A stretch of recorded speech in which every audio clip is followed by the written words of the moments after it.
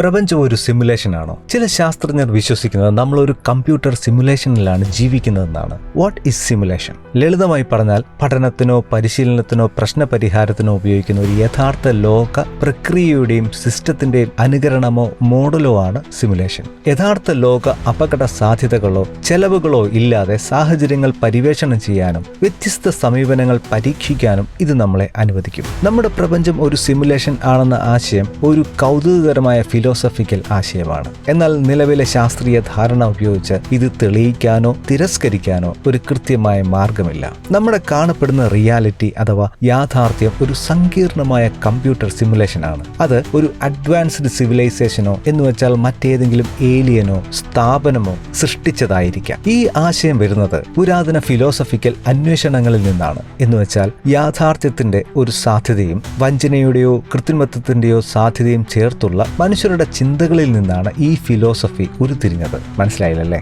എന്നുവെച്ചാൽ ഈ കാണുന്ന സൃഷ്ടിപ്രപഞ്ചം എല്ലാം യാഥാർത്ഥ്യമാണ് എന്നുള്ളത് ഒരു വശത്ത്. എന്നാൽ ഇവയൊക്കെയും യാഥാർത്ഥ്യമല്ല. അങ്ങനെയാണെന്ന് നമുക്ക് തോന്നത്തക്ക രീതിയിൽ ആരോ നമ്മളെ വഞ്ചിക്കുന്നുണ്ട്. ഒരു പക്ഷേ അത് നമ്മളെക്കാളും ഉയർന്ന നിലവാരമുള്ള അന്യജീവികളോ മറ്റോ ആണ്. അങ്ങനെയുള്ള ഒരു സൊസൈറ്റിയോ സംഘടനയോ ആയിരിക്കാം. പരീക്ഷണശാലയിൽ ഗിനിപ്പന്നികളെ പോലെ ആയിരിക്കാം നാം എന്നാണ് പ്രപഞ്ചം ഒരു സിമുലേഷൻ ആണെന്ന ഫിലോസഫിക്കാർ വിശ്വസിക്കുന്നത്. 2003 തത്വചിന്തകനായ നിക് ബോസ്ട്രോം നിങ്ങളൊരു കമ്പ്യൂട്ടർ സിമുലേഷനിൽ ജീവിക്കുന്നുവോ എന്ന തന്റെ പ്രബന്ധത്തിൽ സിമുലേഷൻ വാദം അവതരിപ്പിച്ചതോടുകൂടിയാണ് ഈ ആശയത്തിന് പ്രാധാന്യം നേടുന്നത്. സിമുലേഷൻ സിദ്ധാന്തം ഇപ്പോഴും കൗതുകകരമായ ഒരു ചിന്താ പരീക്ഷണം മാത്രമാണ്.